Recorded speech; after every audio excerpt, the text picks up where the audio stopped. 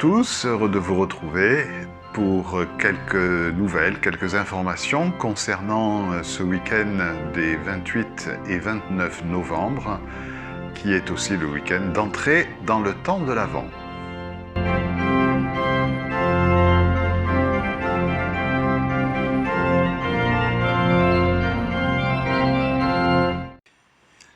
L'inattendu de Dieu.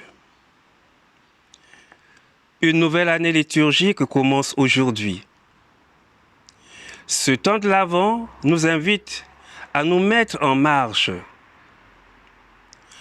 En cette période où notre monde est saisi par l'angoisse, par la peur de la Covid-19, nous ne pouvons pas rester enfermés en nous-mêmes. Il nous faut sortir pour aller à la rencontre d'une nouvelle espérance. Et cette espérance a un nom, Jésus. Comme nous le rappelle saint Paul dans la deuxième lecture, c'est lui qui nous fera tenir fermement jusqu'au bout. En cette année liturgique, nous quittons l'évangile de saint Matthieu pour retrouver celui de saint Marc, avec lequel nous allons donc cheminer. Mais la tonalité des passages de l'évangile est toujours la même, celle de la veille, de l'attente, de la rénovation et de la préparation.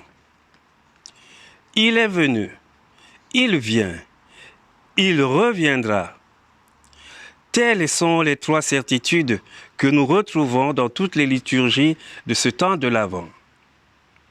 D'ailleurs, ce mot ne signifie-t-il pas avènement, autrement dit, ce qui doit venir? Nous sommes donc invités avec l'évangile de ce jour à attendre le Christ en veillant. 3 fois, dans les 5 versets de l'évangile, Jésus nous exhorte à veiller. Prenez garde, restez éveillés, car vous ne savez pas quand sera le moment. Veillez donc, car vous ne savez pas quand vient le maître de la maison. Ce que je vous dis là, je le dis à tous, veillez. Il s'agit ici d'une attente active, d'une quête, la quête de l'essentiel, la quête de ce qui doit nous faire vivre. Veiller, c'est donc rester ouvert à la présence de Dieu dans notre vie. C'est avoir tous ses sens en alerte pour discerner cette présence secrète. Il est venu, il vient. Il vient chaque jour à nous, offrant son amitié, son corps et son sang. Il vient à nous par son esprit qui nous est donné par les dons que Dieu nous a faits. Il est venu dans l'humilité, il vient dans l'intimité, et il viendra dans la gloire. Heureux ces serviteurs-là que le Maître, à son arrivée, trouvera en train de veiller. Ce qui devra nous tenir en éveil, c'est la fidélité, l'amour qui dure, qui résiste au temps, qui se monnaie dans l'espace d'une vie. Dieu n'a pas d'heure. Jésus-Christ, le Fils de Dieu et le Maître de la maison, n'a pas non plus d'heure pour sa venue. Voilà pourquoi dans la prière et le service, nous le guettons à toute heure. Le soir, ou à minuit, ou au chant du coq, ou le matin. Veillez, nous dit Jésus. Quand il viendra, il veut avoir la joie de nous dire « Tu m'attendais très bien ». Bonjour, alors moi je suis là pour vous parler d'une exposition qui aura lieu en janvier à la salle du Pinier. Mais cette exposition, elle n'aura lieu que si vous y participez parce qu'on exposera vos œuvres. Et ces œuvres, eh bien, seront là pour rendre gloire à la création. Elles parleront donc selon la forme que vous souhaitez, un dessin, une photo, un poème, de la beauté de la création. Elle rendra une image, alors soit de l'infiniment petit, de l'infiniment grand, quelque chose d'exubérant, quelque chose qui vous touche, du calme, de la tempête, ce que vous voulez de la création, mais qu'on puisse exposer en janvier à la salle du Pigné. Alors pour ça, vous pouvez le faire tout seul, ou en famille, ou entre amis, ou avec l'équipe du caté, et rendre votre œuvre avant le 19 décembre au secrétariat de la paroisse, donc au 5 boulevard Général Sibylle. Et puis, il y aura même un petit jury qui décernera des prix. Alors, toutes les œuvres seront exposées, mais il y aura des prix. Et c'est un jury de paroissiens qui décidera quelles sont les meilleures contributions, sachant que tout ce qui arrivera, on sera très heureux de le recevoir et d'en faire profiter tous ceux qui viendront salle du Pigné. Voilà, un concours sur la beauté de la création et on est très heureux si vous pouvez y participer. Merci à vous. Tous les mois, les étudiants et jeunes professionnels d'Albi se retrouvent à la cathédrale pour une heure sainte d'adoration, le premier jeudi du mois. Ce temps de prière, vécu en communion avec le sanctuaire de Paray-le-Monial, est aussi un temps de prière pour s'associer à Jésus, priant, intercédant dans son agonie au jardin de Gethsémani avant de vivre sa passion.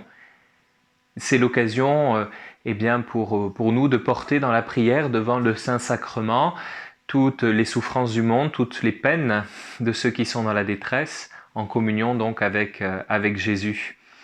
Pour cela, nous allons pouvoir nous retrouver pour vivre ce temps de prière ensemble à la cathédrale, moyennant la jauge prescrite, pour nous y retrouver.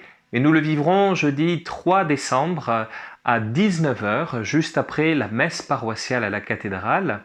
Et à ce temps de prière, tous ceux qui le souhaitent pourront aussi s'y joindre. Donc jeudi 3 décembre à 19 h à la cathédrale, l'heure sainte, en communion avec le sanctuaire de Paray-le-Monial, les étudiants et les jeunes pros d'Albi. Quelques informations et assez nombreuses concernant les messes qui vont être célébrées ce week-end, puisque les messes publiques vont pouvoir être à nouveau célébrées, mais avec une jauge maximale de 30 personnes par célébration, ce qui évidemment est très handicapant et au passage peu respectueux des catholiques pratiquants, mais nous devons faire avec. Alors nous allons augmenter le nombre de messes qui devaient être célébrées ce week-end. Je vous les précise. Concernant les messes anticipées du samedi 28 novembre, il y en aura 4, toutes les 4 à 18 h, à Saint-Salvi, à Saint-Joseph, à Saint-Jean-Baptiste de Reissac et à Florentin.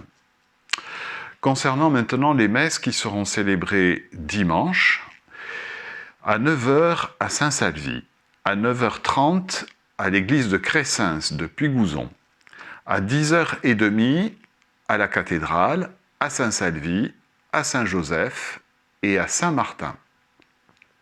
À 11 h à Saint-Jean-Baptiste de Reissac, à Marsac et à Frégérolles. Il y aura également des messes dans l'après-midi de dimanche, à 16 h 30 à la cathédrale, à 17 h à Saint-Martin et à Marsac, et enfin à 18 h à la cathédrale. Compte tenu de cette jauge maximale de 30 personnes par célébration, une inscription est nécessaire en préalable. Pour cela, vous pouvez vous inscrire soit en ligne, pour les personnes qui sont familiarisées avec Internet, et je vous invite à vous reporter sur le site de la paroisse. Vous pouvez également le faire par téléphone, en téléphonant au secrétariat de la cathédrale ou au secrétariat Saint-Joseph. Vous pouvez également joindre les coordinateurs des fraternités paroissiales. Ils sont au courant et ils recevront avec joie vos appels. Je voudrais également rappeler que ce samedi, il y a à 20 h 30 la veillée de prière pour la vie naissante, comme cela nous est demandé à l'entrée de l'Avent depuis 10 ans cette année. Elle sera retransmise en direct via Internet à 20h30.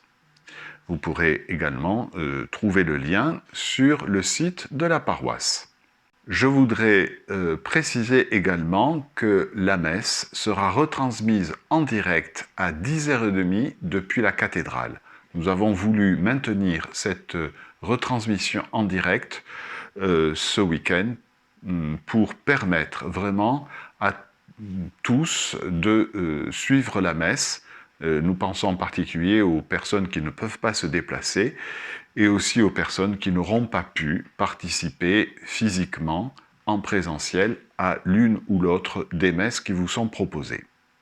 Je vous invite également à venir, si vous pouvez venir en présentiel à l'une des messes, venez avec une custode de façon à pouvoir prendre la communion pour des personnes malades, des personnes isolées, des personnes fragiles, vulnérables, qui ne pourraient pas venir physiquement. Cela leur permettra également de communier pour cette entrée dans le temps de l'Avent.